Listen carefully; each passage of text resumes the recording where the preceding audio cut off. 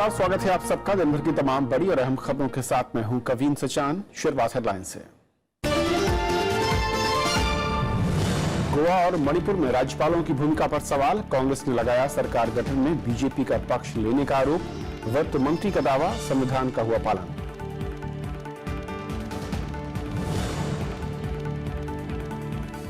मणिपुर में पहली बनी बीजेपी सरकार, एन बीरेन सिंह बने मुख्यमंत्री। एनपीपी के चारों विधायक मंत्रिमंडल में शामिल, कांग्रेस का विधायक भी बना मंत्री।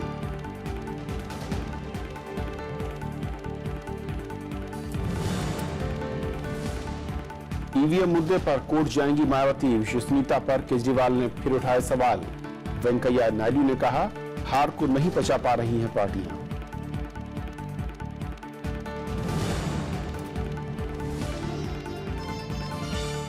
अनंतमुख के चुनाव चिन्ह का मामला पहुंचा चुनाव आयोग। ओ पनीरसेल्वम का दावा, शशिकला को हटाकर महासचिव पद पर चुनाव की मांग।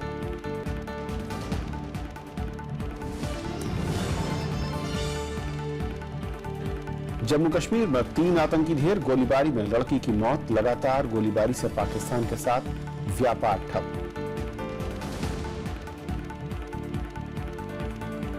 और आइए देखते हैं पहली खबर।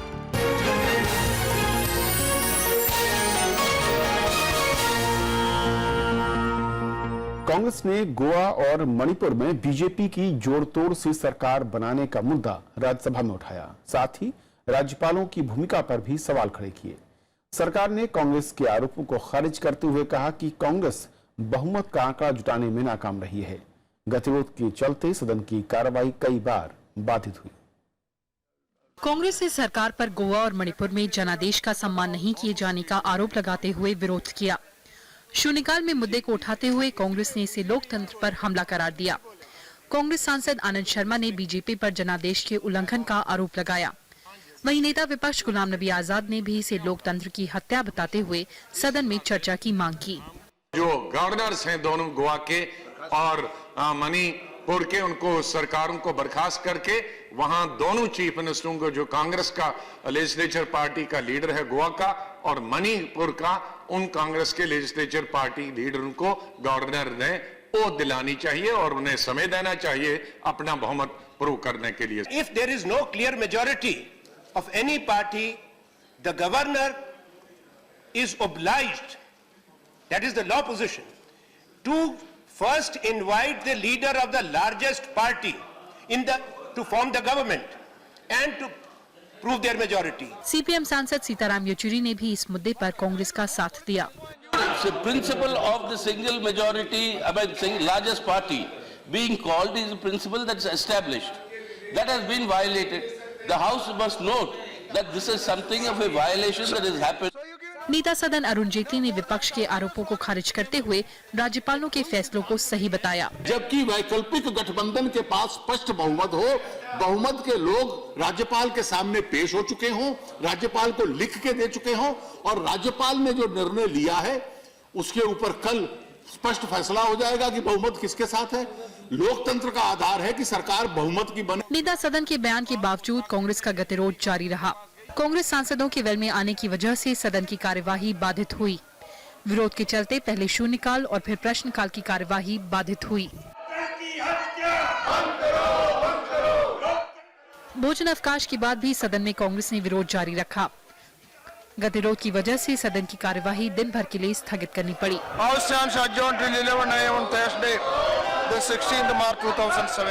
विधानसभा चुनाव में मणिपुर और गोवा में किसी भी दल को बहुमत नहीं मिला। दोनों ही राज्यों में कांग्रेस सबसे बड़ी पार्टी बनकर उभरी, लेकिन सरकार बनाने में नाकाम रही। विशाल दहिया और पंचानन मिश्रा के साथ कृति मिश्रा, राज्यसभा टीवी। और इस मसले पर और बातचीत करने के लिए हमारे साथ कांग्रेस के नेता और सांसद पीएल पुनिया साहब जुड़ रहे हैं। पुनिया जी, स्वागत है आपका।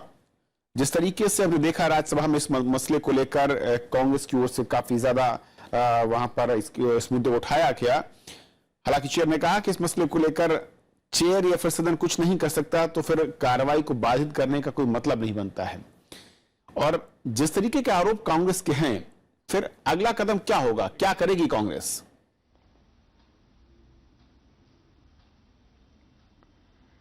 देखिए, जो संवैधानिक व्यवस्था है उसका सीधा सीधा उल्लंघन होगा तो सरकार का ध्यान आकर्षण करने के लिए और उसके रेमेडियल मेजर लेने के लिए तो अपोजिशन का तो रोल है कि वो प्रेस करे सरकार को कि वो सही काम करें, संविधान के अनुसार काम करें।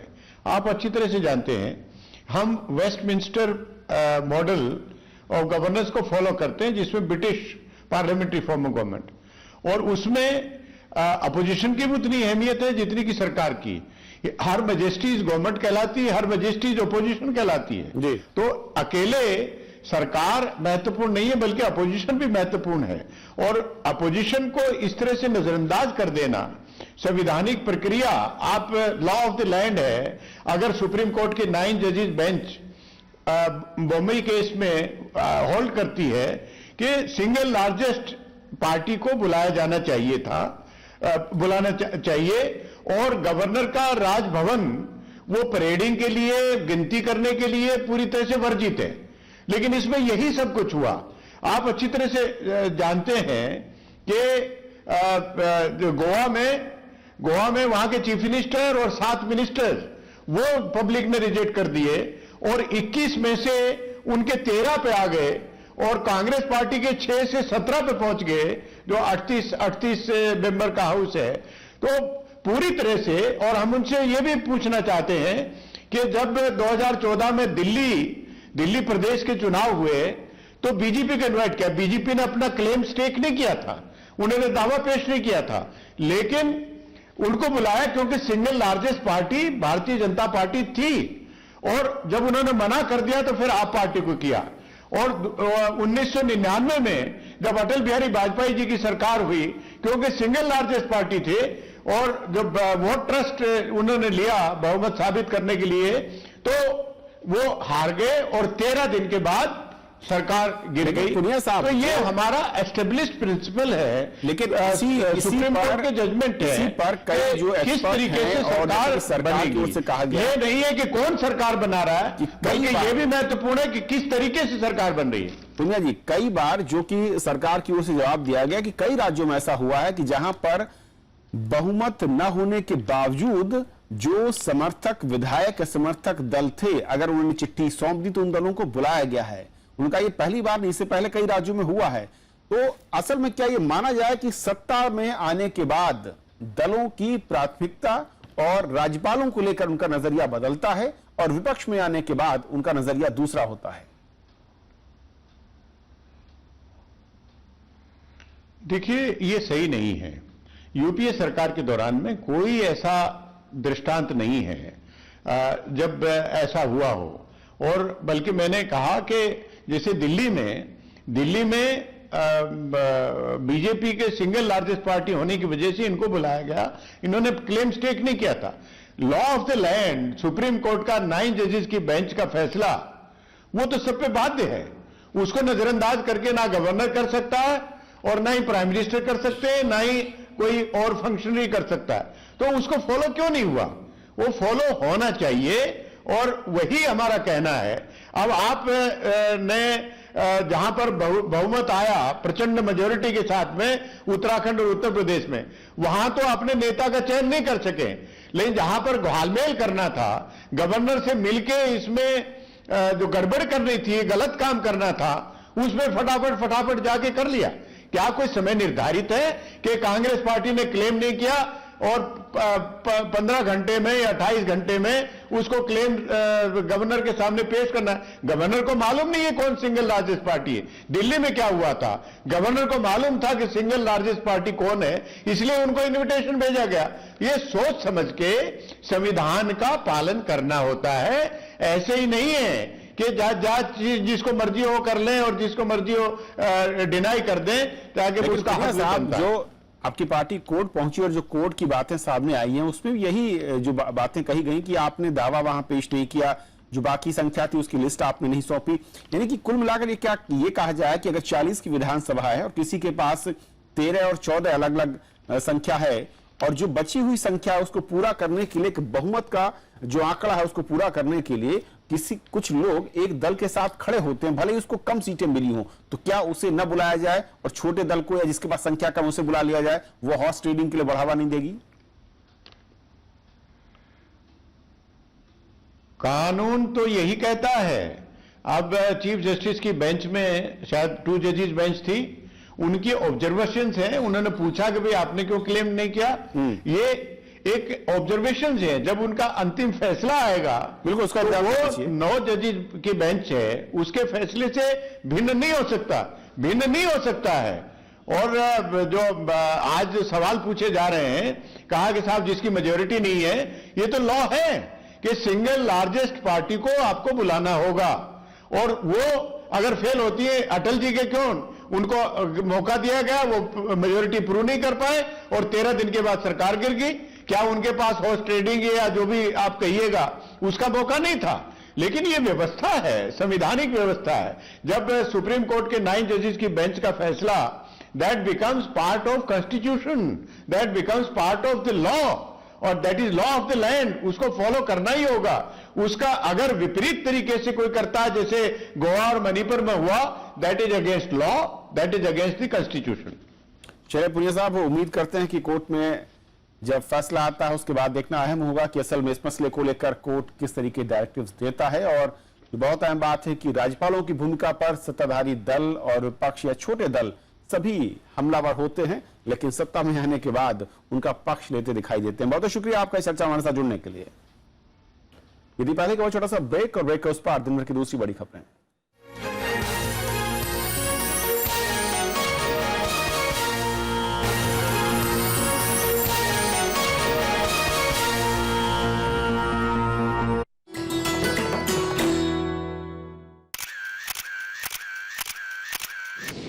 उत्तराखंड में समुद्र तल से करीब 15,500 फुट की ऊंचाई पर मौजूद दुनिया का सबसे ऊंचा गुरुद्वारा पवित्र श्री हेमकुंड साहिब 1936 में बनकर तैयार हुआ गुरुद्वारा श्री हेमकुंड साहिब 10वें सिख गुरु गोबिंद सिंह के दुष्ट दमन रूप को समर्पित।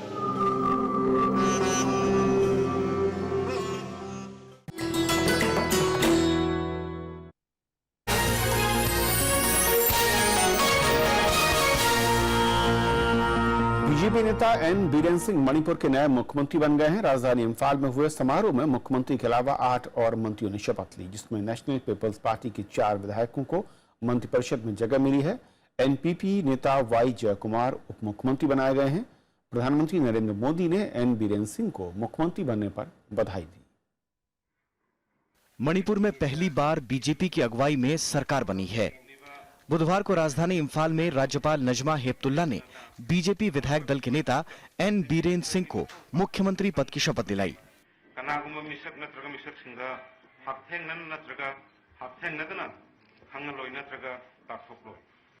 इसके अलावा 8 मंत्रियों ने भी शपथ ली है। पूर्व डीजीपी और एनपीपी विधायक वाई जयकुमार उप मुख्यमंत्री बनाए गए हैं। discharge my duties as a minister for the state of Manipur and that I will do right to all manner of people. BJP की सरकार बनने में अहम भूमिका अदा करने वाली एनपीपी के 4 विधायकों को मंत्रिपरिषद में जगह मिली है। वाई जयकुमार के अलावा एनपीपी से L Jayant Kumar, L Haokip, N Kayisii को मंत्री बनाया गया है। मुख्यमंत्री के अलावा बीजेपी से सिर्फ एक विधायक थोंगम विश्वजीत को मंत्री बनाया गया है। एनपीएफ के लोजी दीखो और एलजीपी के करण श्याम को भी मंत्री बनाया गया है। कांग्रेस छोड़कर बीजेपी को समर्थन देने वाले विधायक टी श्याम कुमार भी मंत्री बनने में कामयाब हो गए। We are happy that everything is worked out, and we are happy and we are very confident that this will be a very strong and stable government, and will be government that will work for the people of Manipur and change Manipur. 60 सदस्यीय विधानसभा में 28 सीटें जीतने के बावजूद कांग्रेस यहां लगातार चौथी बार सरकार नहीं बना पाई। कांग्रेस ने बीजेपी को सरकार बनाने का न्योता मिलने पर राज्यपाल की भूमिका पर भी सवाल खड़े किए थे। Now game is over. Our party has decided. We'll sit in the opposition. We'll play a constructive opposition role. BJP ने 21 सीटें जीतने के बावजूद 32 विधायकों के समर्थन होने का दावा किया था। इनमें नेशनल पीपल्स पार्टी और नगा पीपल्स फ्रंट की 4-4 सीटें शामिल हैं। एलजीपी और तृणमूल कांग्रेस के एक-एक विधायक का भी समर्थन बीजेपी को हासिल है। इसके बाद मंगलवार को राज्यपाल ने एन बीरेन सिंह को सरकार बनाने का न्योता दिया था। Bureau report, Rajya Sabha TV. BSP प्रमुख मायावती और दिल्ली के मुख्यमंत्री केजरीवाल ने ईवीएम की विश्वसनीयता को लेकर सवाल खड़े किए हैं। मायावती का कहना है कि उत्तर प्रदेश में बीजेपी ने बेईमानी से इतनी सीटों पर जीत हासिल की। उन्होंने बीजेपी की जीत को धांधली और लोकतंत्र की हत्या करने वाली जीत करार दिया। वहीं पंजाब में हार के लिए केजरीवाल ने ईवीएम में गड़बड़ी को जिम्मेदार ठहराया। उत्तर प्रदेश चुनाव में बुरी तरह से हार का सामना करने वाली बीएसपी प्रमुख मायावती ने एक बार फिर ईवीएम पर सवाल खड़े किए हैं। लखनऊ में उन्होंने ईवीएम में धांधली के मुद्दे को राष्ट्रीय मुद्दा बनाने का ऐलान किया। मायावती ने ईवीएम मामले में अपने आरोपों को दोहराते हुए कहा कि बीजेपी की जीत ईमानदारी की जीत नहीं है। उन्होंने कहा कि अगर चुनाव आयोग इस पर कोई कार्रवाई नहीं करता है तो वो अदालत का दरवाजा खटखटाएंगी। बीएसपी ने 11 अप्रैल को काला दिवस मनाने और बीजेपी के खिलाफ देश भर में आंदोलन चलाने का फैसला किया है। ये आंदोलन उत्तर प्रदेश के हर जिला हेडक्वार्टर में हर महीने 11 तारीख को, जहां लोकतंत्र की गई हत्या के विरोध में इसे काला दिवस के रूप में धरना प्रदर्शन के जरिए प्रदर्शित किया जाएगा। इधर दिल्ली के मुख्यमंत्री अरविंद केजरीवाल ने भी पंजाब में बड़े पैमाने पर ईवीएम से छेड़छाड़ का आरोप लगाया है। केजरीवाल ने कहा कि आम आदमी पार्टी के खाते में आने वाले करीब 20 से 25% वोट शिरोमणि अकाली बीजेपी गठबंधन को चले गए। चुनाव आयोग इन वीवीपैट की स्लिपों की काउंटिंग करा ले। अगर उसके नतीजे ईवीएम मशीनों के नतीजे से मैच कर जाते हैं तो लोगों का भरोसा बढ़ेगा कि भाई ये सारी फर्जी बातें हैं, ईवीएम बड़ी अच्छी है, ईवीएम को टेम्पर नहीं किया जा सकता। लेकिन अगर दोनों में मिसमैच है तो फिर ईवीएम की जगह कुछ और सोचना पड़ेगा। ईवीएम की विश्वसनीयता पर सवाल खड़े करते हुए केजरीवाल ने अप्रैल में होने वाले दिल्ली एमसीडी चुनाव को बैलेट पत्रों के जरिए कराने की भी मांग की है। हालांकि बीजेपी ने इन आरोपों का खंडन किया है। लोगों ने फैसला किया, मैं लोकतंत्र में जो लोगों का फैसला है उसको मर्यादा से स्वीकार करना, विनम्रता से आगे 5 साल के बाद बीच में अपना प्रयास करते रहना, मगर अपना हार को भी स्वीकार करने के लिए लोग तैयार नहीं है और कुछ ऐसा बहाना बना रहे लोग, इसके बारे में हंस रहे हैं। दरअसल उत्तर प्रदेश में मायावती की पार्टी बीएसपी को सिर्फ 19 सीटें मिली हैं। वहीं आम आदमी पार्टी के नेताओं को पंजाब में बहुमत मिलने की उम्मीद थी, लेकिन पंजाब में आम आदमी पार्टी के हिस्से में सिर्फ 20 सीटें ही आईं और 77 सीटों के साथ कांग्रेस 2/3 बहुमत हासिल करने में कामयाब रही। अनु दीवान के साथ bureau report, Rajya Sabha TV. Tamil Nadu के पूर्व मुख्यमंत्री ओ पनीरसेल्वम ने आज चुनाव आयोग के अधिकारियों से मुलाकात की। उन्होंने एआईडीएमके के चुनाव चिन्ह पर दावा पेश किया। साथ ही महासचिव पद पर वीके शशिकला की नियुक्ति को अवैध बताते हुए इसे रद्द करने की मांग की। पनीरसेल्वम ने महासचिव पद के लिए नए चुनाव कराने के भी निर्देश देने की मांग की है। इस बीच चेन्नई के आरके नगर सीट से एआईएडीएमके ने उप महासचिव टीटीवी दिनाकरन को उम्मीदवार बनाने का फैसला किया है। इस सीट पर 12 अप्रैल को मतदान होना है। डीएमके ने एम मथु गणेश को उम्मीदवार बनाया है। अमेरिका में रहने वाले भारतीयों की सुरक्षा सरकार की सर्वोच्च प्राथमिकता है। विदेश मंत्री ने आज कहा कि इन वारदातों पर अमेरिका के शीर्ष स्तर पर बात हुई है और अमेरिका ने भी तुरंत न्याय दिलाने का वादा किया है। विदेश मंत्री सुषमा स्वराज ने लोकसभा में अमेरिका में रह रहे भारतीयों की सुरक्षा से जुड़ी चिंताओं का जवाब दिया। उन्होंने कहा कि अमेरिकी प्रशासन में शीर्ष स्तर पर इस मुद्दे को उठाकर चिंता जाहिर की गई है। विदेश मंत्री के मुताबिक अमेरिका ने इन वारदातों को गंभीरता से लिया है और जल्द न्याय दिलाने का वादा किया है। सरकार ने इस मुद्दे को अमेरिकी सरकार के साथ काफी उच्च स्तरों पर उठाया है और उन्हें अपनी गहरी चिंताओं से अवगत भी कराया है। हमने वहां रहने वाले प्रवासी भारतीयों की संरक्षा और सुरक्षा और इन घटनाओं की शीघ्र जांच सुनिश्चित करने के लिए आवश्यक उपाय करने के लिए कहा है। विदेश मंत्री ने इन वारदातों पर सरकार की चुप्पी के आरोपों को खारिज किया। उन्होंने कहा कि पीड़ित परिवारों से अधिकारियों ने तुरंत मुलाकात की और जरूरी मदद मुहैया कराई। ना सरकार ने चुप्पी साधी थी, ना सरकार चुप्पी साधे हुए है और मैं इस पूरे सदन को आपके माध्यम से आश्वस्त करना चाहती हूँ, किसी भी ऐसी घटना पर सरकार कभी चुप्पी नहीं साधेगी, बल्कि जो कुछ हमसे अपेक्षित है उससे ज्यादा ये सरकार करेगी। अमेरिका में ट्रंप प्रशासन के सत्ता संभालने के बाद भारतीयों पर हमले की 3 वारदातें हो चुकी हैं। कैंसस में 22 फरवरी को एक भारतीय की हत्या हो गई, जबकि एक घायल हो गया। 2 मार्च को लिसेस्टर में भारतीय मूल के एक शख्स की गोली मारकर हत्या कर दी गई और इसके अगले दिन वॉशिंगटन के कैंट इलाके में एक सिख पर जानलेवा हमला हुआ। प्रणव गोस्वामी, राज्यसभा टीवी। दिल्ली पुलिस ने जेएनयू छात्र की खुदकुशी मामले में एफआईआर दर्ज कर ली है, जिसमें आत्महत्या के लिए उकसाने के साथ SC/ST एक्ट की धाराएं लगाई गई हैं। संसद में आज ये मसला उठा और विपक्ष ने जांच की मांग की। सरकार ने भी जांच के बाद उचित कार्रवाई का भरोसा दिया है। राज्यसभा में बुधवार को सांसदों ने जेएनयू छात्र मुथु कृष्णन की खुदकुशी पर चिंता जाहिर की। शून्यकाल में सीपीआई सांसद डी राजा ने केंद्रीय विश्वविद्यालयों में दलित छात्रों से भेदभाव का आरोप लगाया।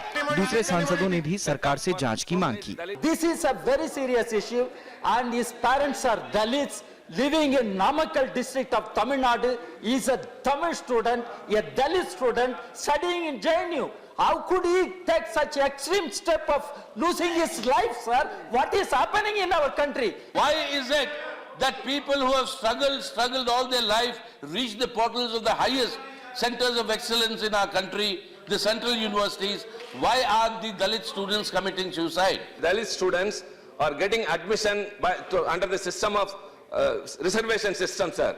But at the same time, they are handicapped with many other issues. You associate now. Many other issues, sir. Okay. Kindly, sir, please understand.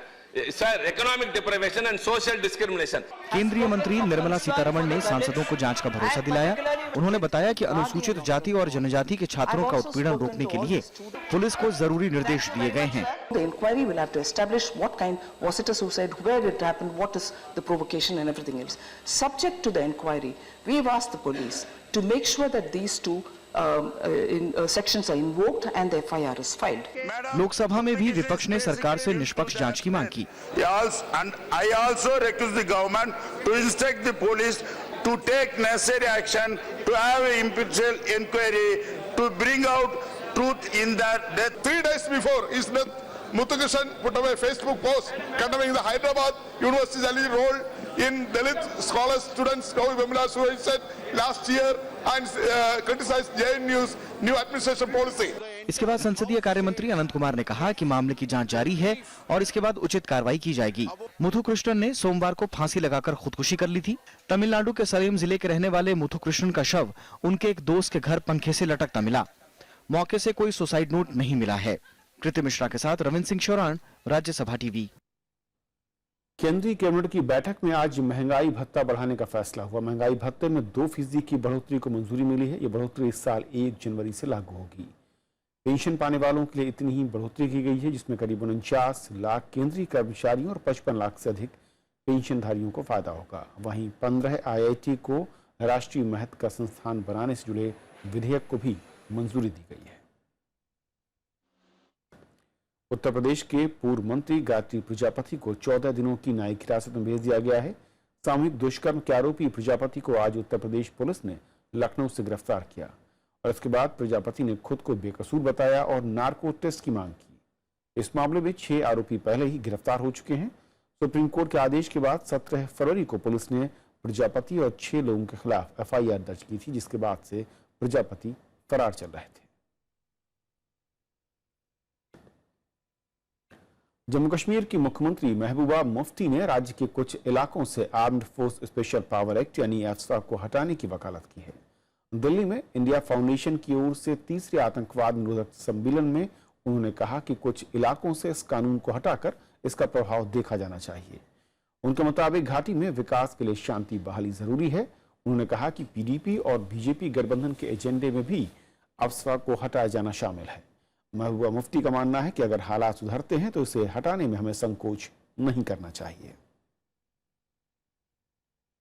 America में रह रहे भारतीयों की सुरक्षा सरकार की सर्वोच्च प्राथमिकता है। विदेश मंत्री सुषमा स्वराज ने आज कहा कि इन घटनाओं पर अमेरिका के शीर्ष स्तर पर बात हुई है। अमेरिका ने भी तुरंत न्याय दिलाने का वादा किया है। विदेश मंत्री सुषमा स्वराज ने लोकसभा में अमेरिका में रह रहे भारतीयों की सुरक्षा से जुड़ी चिंताओं का जवाब दिया।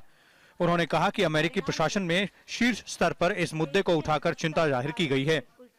विदेश मंत्री के मुताबिक अमेरिका ने इन वारदातों को गंभीरता से लिया है और जल्द न्याय दिलाने का वादा किया है। सरकार ने इस मुद्दे को अमेरिकी सरकार के साथ काफी उच्च स्तरों पर उठाया है और उन्हें अपनी गहरी चिंताओं से अवगत भी कराया है। हमने वहां रहने वाले प्रवासी भारतीयों की संरक्षा और सुरक्षा और इन घटनाओं की शीघ्र जांच सुनिश्चित करने के लिए आवश्यक उपाय करने के लिए कहा है। विदेश मंत्री ने इन वारदातों पर सरकार की चुप्पी के आरोपों को खारिज किया। उन्होंने कहा कि पीड़ित परिवारों से अधिकारियों ने तुरंत मुलाकात की और जरूरी मदद मुहैया कराई। न सरकार ने चुप्पी साधी थी, ना सरकार चुप्पी साधे हुए है। और मैं इस पूरे सदन को आपके माध्यम से आश्वस्त करना चाहती हूँ, किसी भी ऐसी घटना पर सरकार कभी चुप्पी नहीं साधेगी, बल्कि जो कुछ हमसे अपेक्षित है उससे ज्यादा ये सरकार करेगी। अमेरिका में ट्रंप प्रशासन के सत्ता संभालने के बाद भारतीयों पर हमले की 3 वारदातें हो चुकी हैं। कैंसस में 22 फरवरी को एक भारतीय की हत्या हो गई, जबकि एक घायल हो गया। 2 मार्च को लिसेस्टर में भारतीय मूल के एक शख्स की गोली मारकर हत्या कर दी गई और इसके अगले दिन वॉशिंगटन के कैंट इलाके में एक सिख पर जानलेवा हमला हुआ। प्रणव गोस्वामी, राज्यसभा टीवी। जम्मू कश्मीर के कुपवाड़ा में आज सुरक्षा बलों ने 3 आतंकियों को मार गिराया। मुठभेड़ के दौरान गोली लगने से 12 साल की एक लड़की की जान चली गई, उसका भाई घायल हो गया। पुलिस का एक जवान भी घायल हुआ है। जिले के कालारूस गांव में आतंकियों के छिपे होने की सूचना के बाद सुरक्षा बलों ने सर्च अभियान शुरू किया और इसके बाद आतंकियों ने गोलीबारी शुरू कर दी। जवाबी कार्रवाई में 3 आतंकी मारे गए। इस बीच पुंछ में पाकिस्तान की ओर से लगातार गोलीबारी के चलते दोनों देशों के बीच व्यापार पर असर पड़ा है। मोर्टार गोलीबारी में चक्कनदबाग स्थित व्यापार सुविधा केंद्र को नुकसान हुआ है और इसके चलते जम्मू कश्मीर और पीओके के बीच सामान की आवाजाही रोकनी पड़ी है। व्यापार केंद्र परिसर पर पाकिस्तान की ओर से गोलीबारी के बाद पुंछ के चक्कनदबाग के रास्ते आपसी कारोबार शुक्रवार तक रोक दिया गया है। पाकिस्तानी सेना ने रविवार और सोमवार को गोलीबारी के दौरान पुंछ में ट्रेड सेंटर परिसर को निशाना बनाया था। तो खबरों के आज के सफर में इतना ही। नमस्कार।